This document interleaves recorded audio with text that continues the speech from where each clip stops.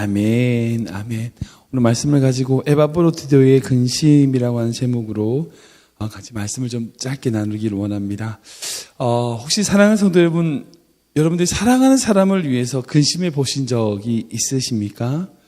그 사랑하는 사람이 육체적인 아픔이 있거나 가정에 어려움이 있거나 또는 그들이 잘못된 결정으로 엉뚱한 길로 갔을 때에, 그리고 잘못된 길로 갔을 때에 그 사랑하는 사람을 위하여 걱정하고 근심해 보신 경험들이 있으실 것입니다.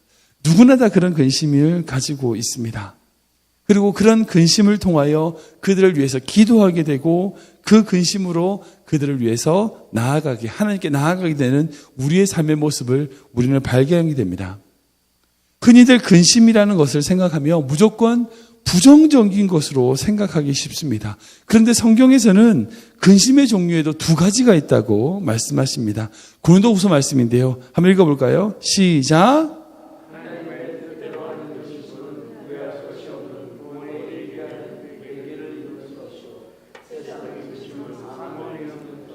아멘. 자신의 욕심에 그리고 욕망에 사로잡힌 세상 근심이란 것이 있고 또 다른 한 가지, 즉 하나님의 뜻대로 하는, 회개에 이르게 하는, 회개를 이루는 하나님의 뜻대로 하는 근심이 있다라는 겁니다. 즉 나의 뜻대로 하는 근심은 부정적입니다. 그 근심은요, 자신을 죽이고 자신을 무너뜨리게 합니다. 그 근심으로 말미암아 무너져요. 그런데 하나님의 뜻대로 하는 근심은 자신을 바로 세우고 다른 이들을 사랑함으로 나오게 됩니다. 요즘 현대인들이 가장 큰 문제가 바로 스트레스라고 여러분들 다 아실 겁니다. 스트레스라고 합니다. 근심을 다른 말로 얘기하면 스트레스라고 얘기할 수도 있습니다. 누구나 다 스트레스가 있죠. 근심이 있죠. 걱정이 있습니다. 그래서 그 현대인들 중에서 대부분이 스트레스 때문에 혈압도 생기고 건강도 문제가 생기는 겁니다. 얼마 전에 저희 가정에 방문했던 지체 중에 한 분이 통풍이 있어요. 통풍이 있는데 결론은 딱 한 개더라고요. 고기 먹어서 통풍 걸리는 게 아니더라는 거예요. 본인이 경험해 본 결과. 스트레스 받고 특별히 어려운 일이 있거나 스트레스를 받으면 통풍이 오더라는 거예요. 그러니까 통풍이라고 하는 것이 결국 고기의 인산인가요? 그게 쌓여서 생기는 병인데 고기 먹어서 생기는 게 아니라 결국은 스트레스로 말미암아 그것이 생기더라는 거죠. 즉, 그러니까 고기 먹어서 생기는 거긴 하지만 또한 그 또 다른 원인이 바로 스트레스라는 거예요. 그러니까 스트레스 때문에 혈압도 생기고요. 스트레스 때문에 당뇨도 생기고 건강이 망가진다고 그렇게 많은 의사들은 이야기를 합니다. 그런데 어떤 연구 결과를 보니까 어떤 과학자는 이렇게 얘기하더라고요. 인간이 발전할 수 있었던 가장 큰 요인이 있다면 스트레스라는 거예요. 건강한 스트레스가 있다는 거예요. 우리 스스로를 발전시킬 수 있는 원동력이 있더라는 거예요. 스트레스가 없는 상황이 무조건 파라다이스인가요? 그건 아니거든요. 아무런 고통과 아무런 문제 없는, 근심이 없는 상태가 무조건 행복한 상태다. 여러분 그렇다고 생각하십니까? 그렇지 않아요. 스트레스가 없으면 좋겠지만 우리가 이 세상을 살아가면 스트레스가 생길 수밖에 없고 근심할 것이 생길 수밖에 없는데 그것을 나를 죽이고 나를 무너뜨리는 근심과 스트레스로 쓸 것인가 아니면 바로 하나님의 뜻대로 하는, 하나님이 원하시는 하나님의 근심을 할 것인가, 이것이 바로 우리의 숙제다는 것이죠. 우리는 근심 없는 세상에 살 수 없습니다. 스트레스 없는 세상에 살 수 없어요. 그러나 우리가 이 세상에서 가져야 될 바른 근심이 있더라는 거예요. 우리가 살고요. 그리고 그 근심으로 말미암아 사랑으로 승화될 수 있는 그런 삶을 살아야 된다는 겁니다. 그러기 위해서 우리가 좀 기억해야 될 것이 두 가지가 있는데요. 첫 번째는 뭐냐면 근심 속에서 함께 싸우고 헌신하며 함께 섬기는 사람이 있다는 거예요. 그리고 두 번째는 사랑으로 함께하는 근심인데요. 먼저 우리가 한번 읽어보도록 하겠습니다. 근심 속에서 함께 싸우고 섬기며 헌신하는 사람이라는 겁니다. 같이 읽어볼까요? 시작. 함께 싸우고 헌신하며 섬신할 사람. 예. 먼저 근심 속에서 함께 싸우고 섬기며 헌신할 사람이 우리에게 있느냐? 우리가 근심 속에서 그렇게 내 근심을 함께 나눌 수 있는 사람이 있느냐? 사랑하는 성도 여러분, 바울에게는 에바브로디도가 있었어요. 얼마나 감사해요. 사도 바울이 감옥에 있을 때에 그 감옥에 있을 외로움과 힘들고 어려운 상황을 돕기 위해서 빌립보 교회가 한 명의 사람을 보냅니다. 그게 누구냐? 에바브로디도예요. 이게 얼마나 감사한지 모릅니다. 바울이 지금 감옥 생활이 자기는 기쁘다고 얘기해요. 빌립보서를 기쁨의 서신이라고 말합니다. 그러나 생각해 보세요.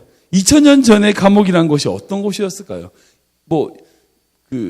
재수자의 인권, 이걸 얘기할 수 있는 시대가 아니잖아요. 그때는. 지금은 우리가 재수자들도 감옥에 있는 사람들의 인권을 생각한다. 그런 사회가 되었지만, 그때는 그런 사회가 아니라고. 재수자는 거의 인권이라는 것 자체가 없는 시대였어요. 고문을 하고, 죽이고, 그러는 시대였다고요. 그런 시대에 감옥에 있었다고요. 그러면 사도 바울이 얼마나 힘들었을지를 우리가 상상할 수 있죠. 그 힘든 상황에 있을 때에 바울을 위하여 에바브로디도가 왔어요. 돕고 섬기는 거예요. 근데 이 돕고 섬기는 일이 얼마나 힘들었는지 이 에바브로디도가 죽을 만큼 힘든 상황 가운데 빠집니다. 먼저 우리가 이 에바브로디도가 누구인지 한번 생각해 보기 원하는데요. 에바브로디도는 오늘 읽은 본문과 4장 18절에 등장하는 인물입니다. 골로새서에 보면 에바브로라고 하는 인물이 나오는데 그 에바브로와 에바브로디도는 다른 사람이에요. 이 에바브로는 나중에 이후에 감독으로, 교회 감독으로 굉장히 귀하게 섬김을 받았던, 쓰임을 받았던 사람이 에바브로고, 이 에바브로디도는 그저 사도 바울을 감옥에 있을 때 도와줬던 이 인물로 우리는 알 수 있습니다.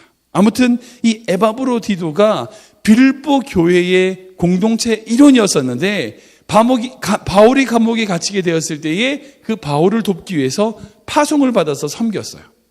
그런데 바울을 돕다가 생사의 기로에 떨어진 병에 걸리게 됩니다. 그래서 빌립보 교회가 이 에바브로디도를 위하여 크게 걱정하는 모습을 보게 돼요.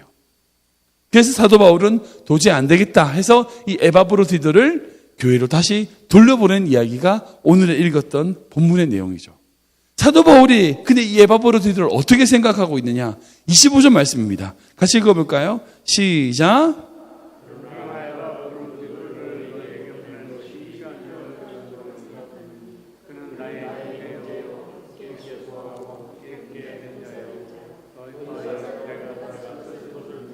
아멘. 사도 바울은 이 에바브로디도를 세 가지 표현을 부르고 있습니다. 나의 형제요, 나의 동역자고 또한 나와 함께 싸우는 군사된 자다는 거예요. 사도 바울이 먼저 이 에바브로디도를 형제라고 부르고 있습니다. 사실 이제 에바브로디도가 나이가 얼마나 되는지는 알 수 없어요. 근데 중요한 것은 사도 바울을 위해서 도와주는 몸종으로 왔으니까 사도 바울과 나이 차이가 굉장히 많이 났을 거라고 생각해요. 사도 바울이 그 당시 나이가 거의 50대였다면 이분은 거의 20대 내지는 30대 초반이었을 거예요.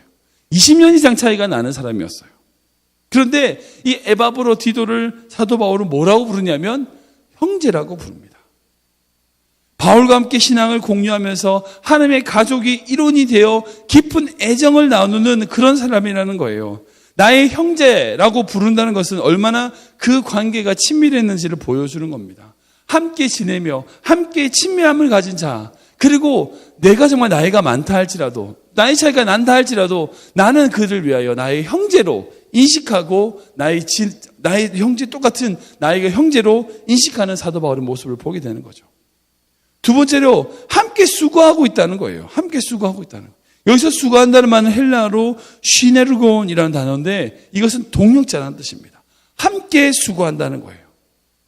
에바브로디도는 바울과 함께 동역하는 거였어요. 로마 감옥에 함께 있으면서 바울이 복음을 증거하는 그 일에 쉬지 않고 함께 했던 모습이었던 것을 보게 됩니다. 그래서 사도 바울은 이 에바브로디도를 나의 동역자, 함께 섬기는 자, 함께 수고하는 자라고 부르고 있습니다. 그리고 또한 마지막으로 보면 함께 군사된 자래요. 이건 뭐냐면 군사된 자는 건 결국 함께 적을 위하여 적들과 싸우는 겁니다. 함께 군사된다는 표현하는 것은 뭐냐면 그 또한 사도 바울과 함께 감옥에서 곤역을 치렀던 것을 알 수 있어요. 그 당시 로마의 감옥은 특별하게 어찌 보면 말이 안 되는 거지만 재소자를 위하여 몸종을 데려갈 수 있는 제도가 있었어요. 그 범죄자들 중에서 귀족이 있을 수 있으니까 그 귀족이 잡히게 되면 그 귀족을 돕기 위해서 종들도 같이 가는 거죠. 종들이 같이 가서 그 귀족을 위해서 같이 도와줘요. 그리고 뭐 밥도 차려주고 뭐 어떻게 하고 막 일을 도와주는 거죠. 그러니까 사도 바울이 그 일을 감옥에 갇히게 되었을 때에 이 사도 바울을 위하여 에바브로디도가 같이 가서 뭘 생활했다고요? 감옥 생활을 같이 했다고요. 그 감옥에 같이 들어가 있는 거예요. 그 사람이 죄가 있어서요. 아니, 사도 바울도 죄가 없었죠. 사도 바울도 죄가 없지만 사도 바울이 어쨌든 간에 가이사에게 자신의 변호를 맡기는 바람에 감옥에서 지금 재판을 받는 상황이었으니까 사도 바울은 그렇다 쳐요. 근데 에바브로디도는 전혀 그럴 필요가 없다고요. 그럴 필요가 없는데 사도 바울이 감옥에 있으니까 같이 감옥에 간 거예요. 같이 감옥에 가서 같이 감옥 생활을 함께 싸워나가는 것을 보게 됩니다. 함께 군사되었다는 것은 그 말은 뭐냐? 그가 했던 어려움, 곤욕, 이 모든 것들을 이 에바브로디도가 바울과 함께 했다는 거예요. 또한 그들을 공격하려는 그 유대인들, 그 로마에 있었던 그런 유대인들의 공격들이 수많이 있었을 텐데, 그런 방해꾼들이 있었을 텐데, 그런 문제들 또한 함께 싸워나가는 존재였다는 것이 이 에바브로디도였다는 거예요. 이 바울에게 있어서 에바브로디도가 있었으니까 얼마나 감사해요. 바울의 근심과 어려움 속에서 이 에바브로디도가 있음으로 말미암아 그 사도 바울이 결국 로마에서 순교할 수 있는 믿음, 또는 그곳에서 로마서든지 여러 가지 서신서를 그 감옥에 있는 옥중 서신을 쓸 수 있는 힘이 그 에바브로디도의 섬김 가운데 있었다는 것을 볼 수 있다는 거예요. 구약에서 가장 위대한 인물이라고 한다면 다윗을 꼽겠죠. 그 다윗이 가장 위대할 수 있었고 왕으로서 전쟁에서 무패할 수 있는 정말 절대적인 강력한 군대를 가질 수 있는 이유가 있었습니다. 그 이유가 뭐냐면 이 다윗에게는 훌륭한 장수들이 굉장히 많았었어요. 성경을 보면 아비에셀, 아비세 뭐 이런 수많은 장수들이 다윗 곁에 있었어요. 하나같이 강한 장군들이었어요. 그리고 그 강한 장군들이 적진에 나가서 이 다윗을 위하여 목숨을 걸고 싸워줬기 때문에 다윗은 무적의 군대를 가질 수 있었어요. 근데 여러분, 사랑하는 성도 여러분, 이 다윗이 자신의 이 무적의 어떤 장수들을 언제 만났는지 아십니까? 우리 사무엘상 22장 말씀인데요. 한번 읽어볼까요? 시작.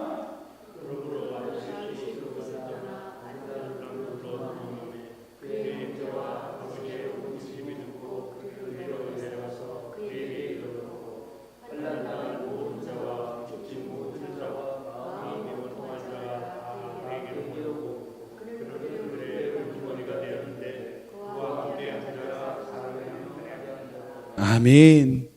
사울이 다윗을 죽이려고 막 전신을 쫓아다니고 다윗을 잡으려고 할 때 다윗이 도저히 도망갈 데가 없어서 어디로 피했냐? 아둘람 굴로 피했어요. 이렇게 아둘람 굴로 피했다는 소식이 사람들에게 퍼지게 되자 이 아둘람 굴로 다윗을 따르기 위하여 모인 자가 몇 명이었냐? 400명이었어요. 생각해 보세요. 다윗이 지금 편한 상태가 아니잖아요. 사울왕에 쫓기는 신체라고요.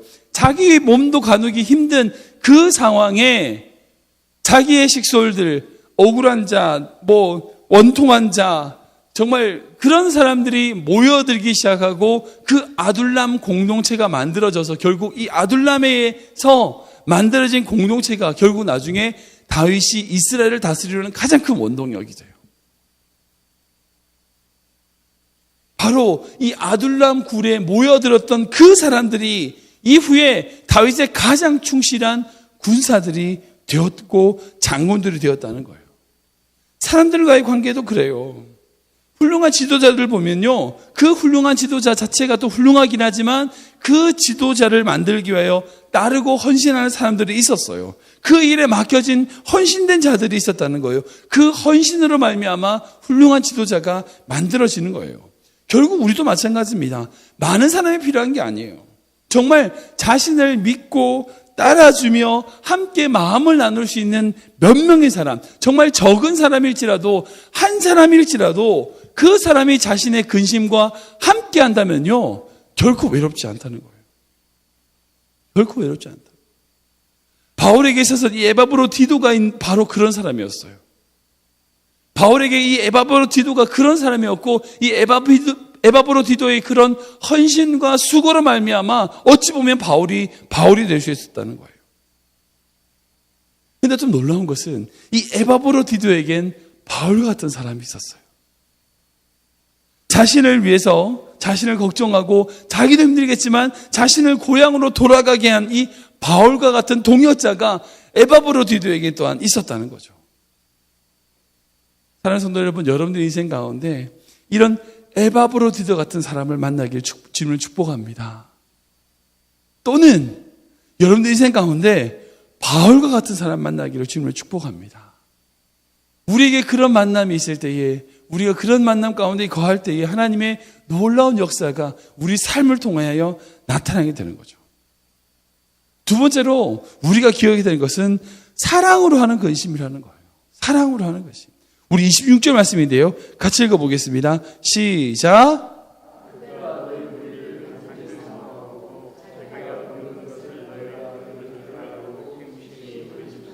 아멘. 에바브로디도가 어떤 근심을 했냐면 자신의 병든 것 가지고 근심했냐? 아니요. 하나님 데려가시면 되지 그렇게 생각했다는 거죠. 그가 근심한 건 뭐냐? 빌립보 교회를 너무나 사랑해서 그 빌립보 교회가 자기가 병든 것을 안 것에 대해서 근심한 거예요. 왜 근심했을까? 빌립보 교회가 자신 때문에 근심할까 봐. 그 근심하는 거죠. 여러분, 이 근심은요, 사랑하지 않으면 결코 나오지 않는 마음이에요. 내 것을 가지기 위한 근심은 결코 사랑이 아니에요. 내 것을 위한 근심이 아니라 내가 사랑하는 그 사람이 근심할까 봐 근심하는 것. 왜 날 위해 근심하지 않지? 그런 근심이 아니라 나까지 그런 근심을 그에게 줄까 봐 근심하는 근심, 생각하는 근심. 사랑은요, 자기 것을 위한 근심이 아니라 나누기 위한 근심이에요. 우리가 이 에바브로디도의 근심을 통해서 배워야 되는 근심이 바로 이 근심이에요. 많은 성도들이 교회를 사랑해서 근심한대요. 다른 사람들은 성도들을 사랑한대요. 그들을 위해서 주님을 위해 올려드린대요. 그런데 그런 근심이 자기를 위한 근심 속에서 생각하는 거예요. 그래서 여러분, 그 근심이 아니라 이 에바브로디도의 근심을 우리가 배워야 돼요. 나의 목적, 나의 생각, 나의 것을 취하기 위한 근심이 아니라 내 것은 아무것도 없다 할지라도 사랑하는 그 사람을 위하여 그 사랑으로 하는 근심을 우리가 주님께 올려드려야 된다는 거예요. 그리고 그렇게 근심할 때에 성경 말씀, 우리가 읽은 말씀 보면 존귀 여김을 받게 된다는 거예요. 결국 우리 것은 모두 다 우리의 모습이라고 생각이 듭니다. 에바브로디도는 빌립보 교회가 바울을 섬기기 위해서 이 땅에 보냄을 받은 자입니다. 그리고 그는 자신의 건강과 생명을 아끼지 않고 그 일을 감당했습니다. 결국 그 일을 완수하고 다시 빌립보 교회로 돌아가서 존귀 여미를 받게 되는 삶을 살게 된 것을 보게 됩니다. 왜 우리와 똑같냐고요? 결국 우리도 하나님께로부터 와서 이 세상을 섬기기 위해서 보냄을 받은 자이기 때문입니다. 그리고 이 일을 완수하기 위하여 우리의 생명과 삶을 아끼지 않고 섬겨야 됩니다. 그리고 우리의 사명이 끝나고 나면 결국 우리는 다시 주님께로 돌아가서 우리의 삶을 가지고 칭찬하시고 존귀 여기시는 그 마음, 하나님의 그 마음을 받게 되는 영원한 천국의 삶을 살게 되기 때문입니다. 패턴이 똑같잖아요. 그런 에바브로디도의 사명을 가진 우리에게 도대체 어떤 근심이 있습니까? 도대체 어떤 근심이 있습니까? 사명을 위해서, 섬기기 위해서 이곳에 왔는데 이곳의 것을 위하여 감옥에서 밥이 이상해, 이런 근심, 감옥에서 잠자리가 이상해, 이런 근심. 감옥인 거 알아요. 힘든 거 안다고요. 그런데 내가 거기에 온 건 섬기기 위해서 왔잖아요. 그래서 우리가 그 사랑하는 교회를 위하여 하는 근심을 해 나가야 된다는 겁니다. 우리 정말 하나님을 위한 근심을 하고 있느냐, 아니면 자기의 욕심과 욕망을 채우기 위한 근심을 하고 있는가, 우리 스스로 점검해 보아야 됩니다. 말씀을 좀 정리해 보겠습니다. 오늘 말씀을 보면 서로 근심하는 사람들의 모습이 보입니다. 너무나 아름다워요. 빌립보 교회가 무슨 근심을 해요? 이 에바브로디도가 아프다는 소식을 듣고 근심해요. 근심한다고 근심하니까 근심하는 거죠. 근데 이 빌립보 교회인 성도들은 어떤 마음일까요? 우리가 괜히 보냈나? 내가 에바브로디도 건강한 줄 알았는데 우리가 괜히 보냈나? 다른 사람을 보낼 걸 왜 우리가 에바브로디도를 보내서 이 에바브로디도가 그렇게 아플까? 근심하는 거죠. 기도했겠죠. 이 에바브로디도를 위해서 얼마나 기도했을까요? 에바브로디도는 자신을 위해 근심하는 교회를 위하여 생각하고 근심해요.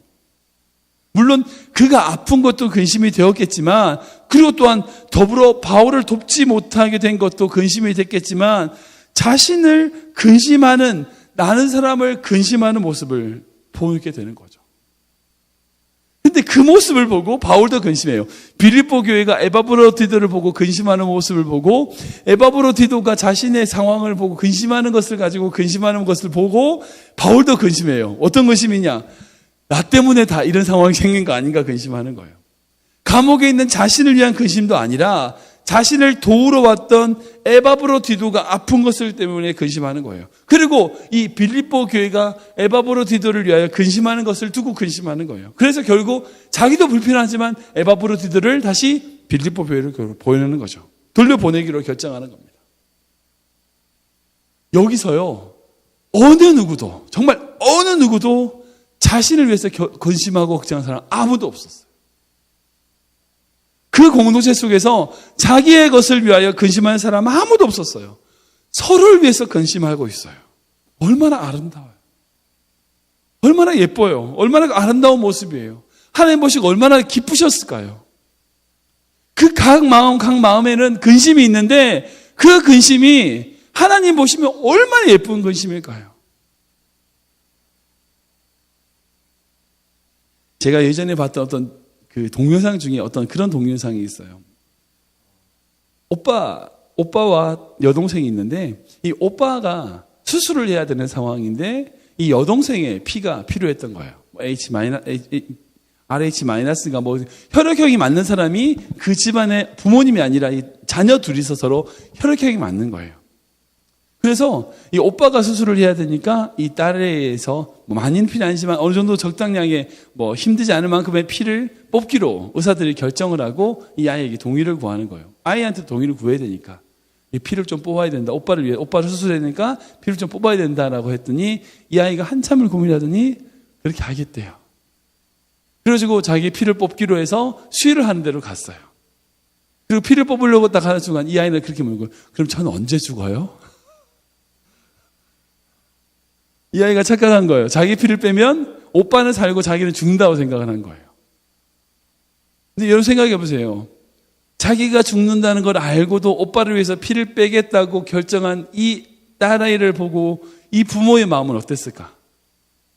얼마나 예뻤을까요? 얼마나 사랑스러웠을까요? 우리가 신앙생활을 할 때 이런 마음으로 신앙생활을 해야 되지 않을까요? 나를 위해서 내 것을 채우기 위한 근심이 아니라 어느 누구도 자기를 위해서 근심하는 사람은 아무도 없잖아요. 내 것을 채우기 위한 근심이 아니라 다른 사람을 위해서 근심하는 삶. 우리 집사님 어떡하지? 우리 권사님 어떡하지? 아프시다는데. 우리가 그렇게 서로를 근심하고 걱정하는 공동체가 될 때 여러분 그 모습이 바로 천국이에요. 그 모습이. 저는 우리 특별히 이 새벽에 중직자들만 나오시니까 우리 중직자들에게 그 근심 있기를 축복합니다. 교회를 위해서 우리가 그렇게 근심할 때에 이 교회가 아름다워지는 거예요. 나를 위한, 나의 것을 위하여서 근심하는 게 아니라 다른 성도들, 특별히 새가족들, 아픈 지체들, 걱정해야 되는, 근심해야 되는 그 사람들을 위하여 근심하고 그들을 위하여 섬길 때 여러분 그게 정말 아름다운 공동체로 만들어 나가는 주님의 방법이라는 것 여러분 믿으시기 바랍니다. 저는 그런 교회를 꿈꿉니다. 정말 그런 교회를 꿈꿉니다. 서로가 서로를 위해서 근심하고 서로가 서로의 아름다운 마음으로 서로를 위해서 기도해주는, 결국 그것을 통하여 하나님의 놀라운 구원을 이루어내는, 그 놀라운 근심을 이루어내는 우리 귀한 성도님 되시길 주님으로 축원합니다. 기도하겠습니다. 사랑해 주님 감사합니다. 하나님, 이 세상에 우리가 살다 보면 어쩔 수 없이 근심하게 되는 인생을 살게 됩니다. 그때 우리의 뜻대로가 아닌 하나님의 뜻대로 하는 근심을 하게 하여 주시옵소서. 그 근심을 통하여 우리가 죽고 우리가 넘어지는 삶이 아니라 그 근심을 통하여 잃어버린 자가 돌아오며 하나님의 영광을 나타낼 수 있는 삶을 살아내는 그런 근심을 이뤄낼 수 있도록 인도하여 주시옵소서. 사랑하는 우리 귀한 성도들, 특별히 이 새벽에 나온 중지자들 가운데 하나님 그 주님의 마음을 가지기를 소원합니다. 그 마음을 품고 그 근심을 가지고 서로를 위해서 기도하며 서로를 위하여 마음을 나눌 수 있는 그런 교회 되게 하여 주시옵소서. 하나님, 특별히 우리 귀한 성도님들 중에 아픈 분들 계십니다. 우리 정수옥 권사님, 우리 이범 권사님, 우리 이정금 집사님 아픈 가운데 있습니다. 주님의 치유의 손길로 함께 하시고 주님 붙잡아 주시고 역사하셔서 하나님의 은혜와 하나님의 인도하심 가운데 거할 수 있도록 주님 축복하여 주시옵소서. 우리가 그들을 위하여 근심합니다. 기도하겠습니다. 하나님, 우리가 그렇게 함께 마음을 위하여 기도할 때에 놀라운 구원을 이루시는 하나님의 놀라운 역사를 보게 될 줄 믿사오니 주님 붙잡아 주시고 주님이 함께하여 주시옵소서. 또한 우리 성도들의 가정마다 귀한 자녀들에게 하나님 또한 함께 하셔서 이 세상에서 주의 영광을 나타내며 주님의 기쁨이 되는 귀한 삶이 될 수 있도록 주님 인도하여 주시옵소서. 모든 것을 채우시고 모든 것을 함께 하시는 우리 구주 예수 그리스도 이름으로 감사하며 축복하며 기도하옵나이다. 아멘.